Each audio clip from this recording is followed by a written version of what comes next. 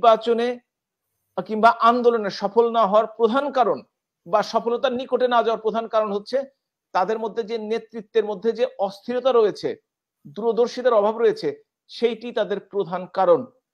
বাংলাদেশে একটি মাত্র দল, শুধুমাত্র একটি দল বাংলাদেশ আওয়ামী লীগকে চ্যালেঞ্জ করার যোগ্যতা রাখে, সেটি হচ্ছে বিএনপি। নিজেরা আজকে পর্যন্ত কিংবা হেফাজতের আন্দোলনের সমর্থন দিয়ে এই কাজটি করেছে, কিন্তু নিজেরা আজকে পর্যন্ত এমন কোন শক্তিশালী আন্দোলন গড়ে তুলতে পারে নাই যার জন্য সরকারের বিন্দুমাত্র মাথা ব্যথার কারণ হতে পারে। বছরের পর বছর, দশকের পর দশক সমস্যা ছিল, তারাই সমাধান করে 85-90% বাংলাদেশের পক্ষে নিয়ে এসছে। সমুদ্র সীমা বাংলাদেশের প্রায় ভূখণ্ডের সমপরিমাণ এই ইন্ডিয়ান সরকারই কিন্তু, বাংলাদেশের আওয়ামী লীগ সরকার কিন্তু ইন্ডিয়া থেকে, মায়ানমার থেকে নিয়ে আসছে। অন্য কোন সরকারের কিন্তু ইন্ডিয়ার সাথে কোনো অর্জন নেই বড় ধরনের। আমি প্রথমেই একটু বুয়েটের ঘটনার সম্বন্ধে একটু বলে নেই। সেটি হচ্ছে যে ছাত্রলীগের কেন্দ্রীয় নেতৃবৃন্দ কিন্তু বুয়েটে যে কোনো মিটিং করেনি, তারা কেন্দ্রীয় শহীদ মিনারে সভাটি করেছে এবং সভাটি করে তারা বঙ্গবন্ধুর প্রতিকৃতিতে শ্রদ্ধা জানিয়ে তারা ক্যাম্পাস থেকে চলে এসছে। এটা হচ্ছে কেন্দ্রীয় নেতৃবৃন্দ আশেপাশের কলেজ বিশ্ববিদ্যালয়ের ছাত্রছাত্রীদের নিয়ে। দ্বিতীয় ঘটনাটি হচ্ছে, আজকে যদি পত্রপত্রিকা দেখে থাকেন আপনারা, বুয়েটের ছাত্রলীগের যারা সাথে জড়িত আছে, কমিটি নেই, জড়িত আছে, তারা বঙ্গবন্ধুর প্রতিকৃতিতে শ্রদ্ধাঞ্জলি দিয়েছে। এটা দোষের কিছু নাই, এটা হতেই পারে, এবং বুয়েটের মধ্যে কোনো বিশৃঙ্খল পরিস্থিতি সৃষ্টি করা হয়নি। আর হাইকোর্ট থেকে যে নির্দেশনাটি দিয়েছে সেই নির্দেশনার পক্ষে। আর রাজনৈতিক বক্তব্যের কথা যদি বলে থাকেন, মাইকের সামনে কে কতগুলো কথা বলেন নিজেদের পক্ষে এবং সেই কথাগুলো কতটুকু গ্রহণযোগ্য, যারা বলেন তারা আসলে অনেক সময় চিন্তা ভাবনা করে বলেন না, কিংবা তারা যদি 20 মিনিট বক্তৃতা করেন, 25 মিনিট বক্তৃতা করেন, আমরা আলোচনা করি তাদের 2-1টি কথা নিয়ে, বাকি 24.5 মিনিটের আলোচনা কিন্তু আমরা করি না। তারা অনেক ভালো কথা বলেন, একটা যদি মুখ ফুসকে আল্লাহ তাআলার রহমতে কোনো একটা শব্দ বেরিয়ে যায়, ওইটা নিয়ে আপনারা টকশো চালাতে থাকবেন। আর যারা ছাত্র নেতৃত্ব দিচ্ছে বর্তমানে, কিংবা যারা ছাত্র নেতৃত্ব দেয়, তাদের সম্বন্ধে একটা ভালো ইমপ্রেশন কিন্তু আমাদের আছে বা থাকা উচিত। এবং মানুষকে দোষী বানানো, মানুষকে দোষ দেওয়া খুব সোজা একটি কাজ, কিন্তু 10টি ভালো কাজের মাঝখানে একটি ভুল যদি করে ফেলে, সেটা বড় করে অবশ্যই নেতাদের দেখার দরকার আছে, কিন্তু 9টি ভালো কাজের প্রশংসা করার দরকার আছে। আর একটি বঙ্গবন্ধুর নামে যে প্রতিষ্ঠানগুলো হচ্ছে, একটা কথা ক্লিয়ারলি জানা দরকার সকলের, বঙ্গবন্ধু মেমোরিয়াল ট্রাস্ট, যেটা 32 নম্বর বাসাকে ঘিরে, যেখানে বঙ্গবন্ধু জাদুঘর রয়েছে, সেই ট্রাস্টের সভাপতি হচ্ছেন মাননীয় প্রধানমন্ত্রী জননেত্রী শেখ হাসিনা। এই কমিটির পারমিশন ছাড়া বঙ্গবন্ধুর নামে কেউ কোনো প্রতিষ্ঠানের নামকরণ করতে পারে না বাংলাদেশে। সুতরাং কেউ যদি ছোটখাটো চিপা রাস্তা বা অন্য কোথাও বঙ্গবন্ধুর নাম দেওয়ার চেষ্টা করে, তাহলে বুঝতে হবে তার মধ্যে কোনো ধান্দা আছে, এবং এই ধান্দাবাজদের আমাদের প্রতিহত করতে হবে।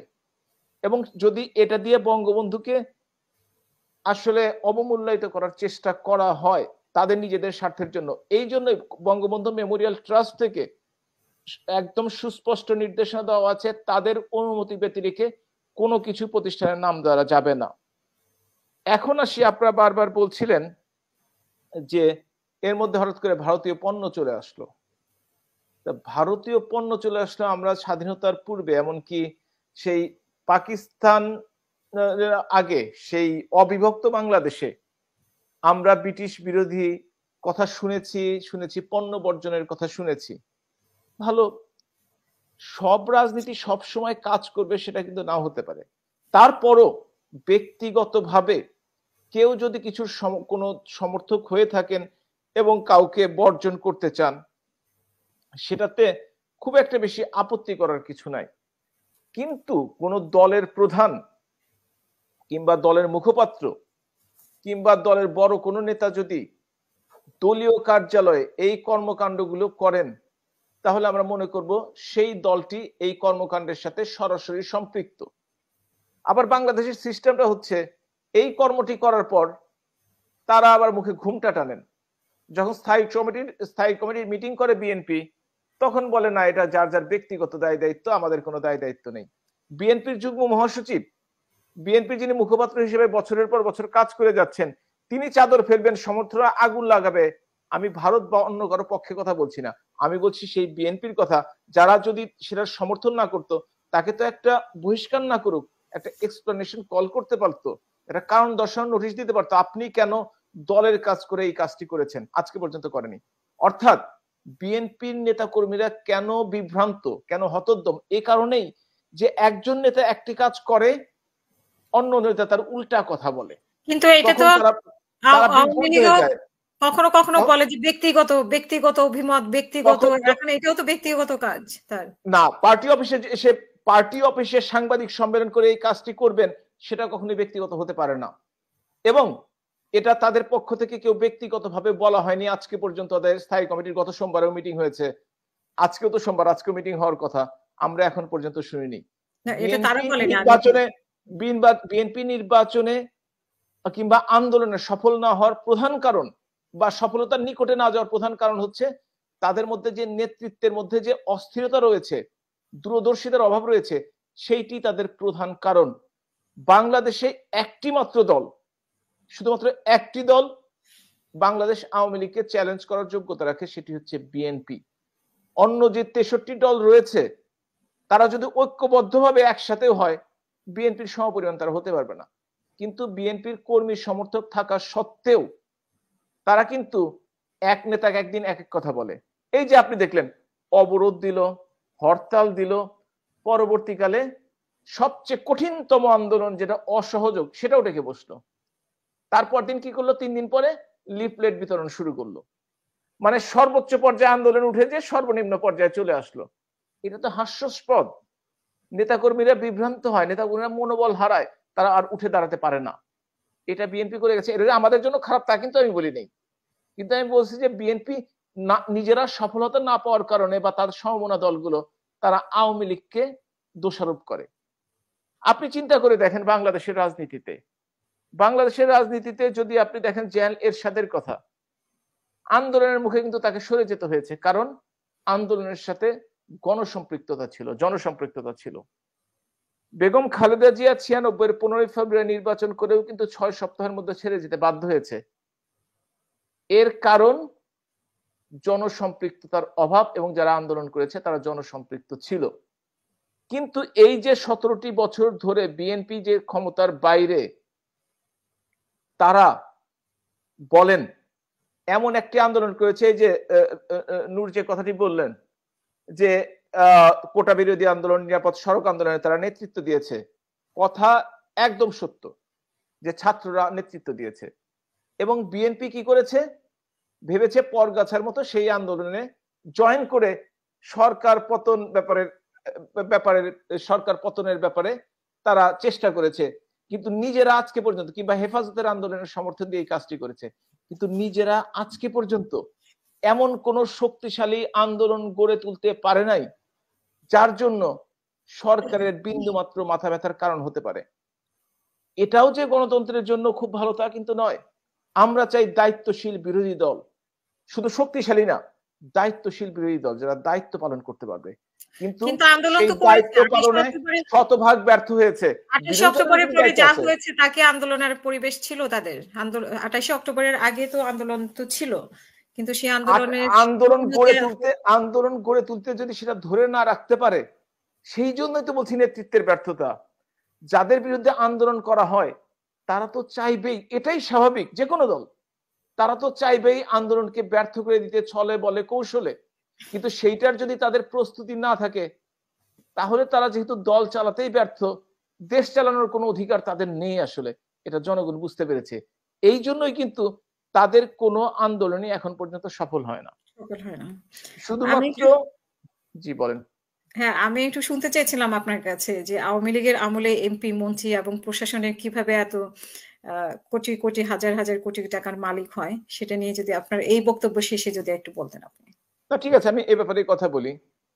আপনারা দেখেছেন যে বাংলাদেশে একজন পুলিশের আইজিপি ছিলেন, তার কথাটি দিয়ে আপনি শুরু করেছেন, বেনজির আহমেদ, যিনি ঢাকা মেট্রোপলিটন পুলিশের কমিশনার ছিলেন, পরবর্তীতে র্যাবের হেড, পরবর্তীতে পুলিশের আইজিপি। কোনো মানুষ যদি ব্যক্তিগতভাবে অসৎ হয় তাহলে সেই বাহিনীকে দোষারোপ করা যাবে না। এক সময় আমরা দেখেছি এই পুলিশ বাহিনীর কনস্টেবলের চাকরি নিতে 8 লাখ, 10 লাখ, 12 লাখ টাকা লেগেছে। এখন 131 টাকা দিয়ে ফর্ম ফিল আপ করে তারা চাকরি পাচ্ছে। এইটা হচ্ছে নেতৃত্ব। এই নেতৃত্বের কারণেই বিভিন্ন বাহিনীর প্রতি বিভিন্ন ধরনের অভিযোগ আসে। পুলিশের বিরুদ্ধে অভিযোগ আছে, অন্যান্য বাহিনীর বিরুদ্ধে অভিযোগ আছে, কিন্তু সবাই কিন্তু একই অভিযোগে অভিযুক্ত না। এবং আপনি যদি আইজিপির কথা ধরে থাকেন, বাংলাদেশে এখন পর্যন্ত অনেক আইজিপি আছেন, কতজন ঠিক বলতে পারবো না, তো কমপক্ষে 20-25 জন হবেন টোটাল।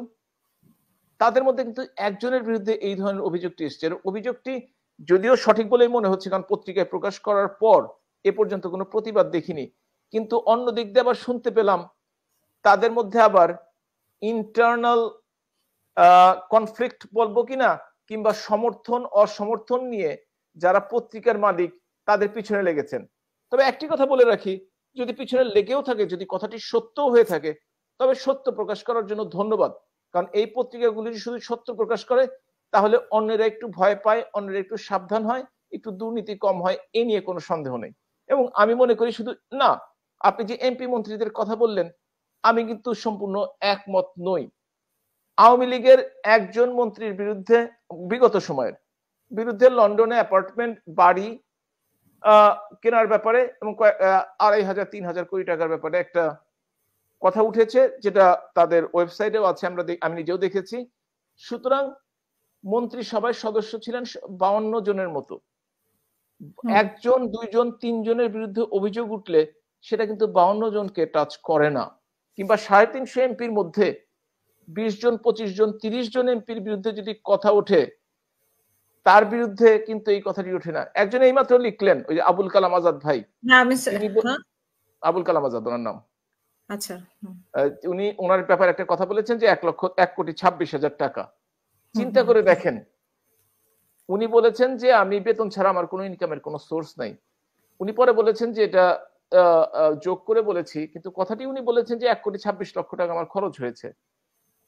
আপনি দেখেন, একটা এমপি নির্বাচন করতে গেলে উনি যে 1,26,00,000 টাকা, উনি আমি মনে করি খুবই সৎ মানুষ এবং জনপ্রিয় মানুষ। তাছাড়া এত কম টাকা খরচ করে নির্বাচিত হয়েছে, কোন কোন নির্বাচনে আমি শুনেছি 20, 25, 50 কোটি টাকা খরচ হয়েছে, এবং যেটা সত্য। তো সেই টাকাগুলো তো তারা, উনি হয়তো বা সরল সহজভাবে একটা উক্তি করেছেন, কিন্তু সকলেই তো আর উক্তি করেন না। আর এটা যে এই সরকারের জন্য সত্য সেটা কিন্তু না। আপনারা যদি 91 নির্বাচনের কথা মনে থেকে থাকে, বাংলাদেশের প্রথম তত্ত্বাবধায়ক সরকারের নির্বাচনের কথা, তখন কিন্তু বাংলাদেশ আওয়ামী লীগ এমন কাউকে নমিনেশন দেয় নাই যাদের দলের প্রতি ত্যাগ, তিতিক্ষা এবং দলের নেতা, পোরখাও নেতা ছিল না। আর বিএনপি, ছাত্র দল নির্ভর বিএনপি ছিল সেই সময়, তাদের দলীয় সংগঠন ছিল না।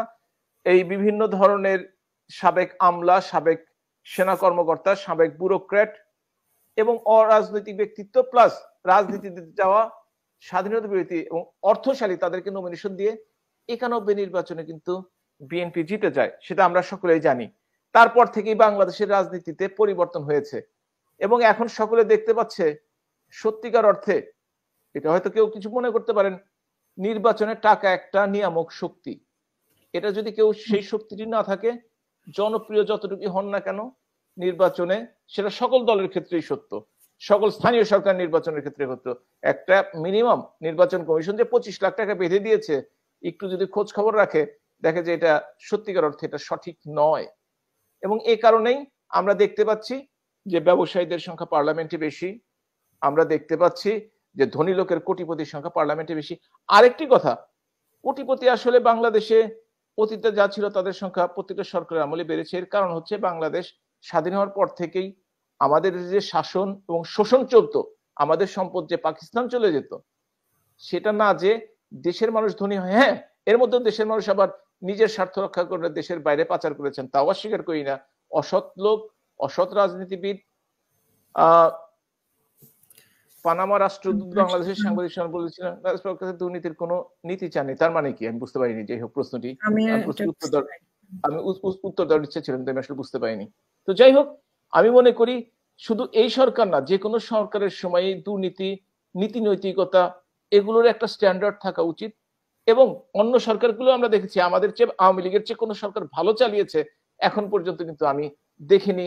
কিন্তু কথাটি হচ্ছে যে আমরা চাই আমাদের এই দেশটি যেন সাধারণ মানুষরা যেন সাধারণ ভাবে একটু সুখে শান্তিতে থাকতে পারে, ইন এ সেন্স দ্যাট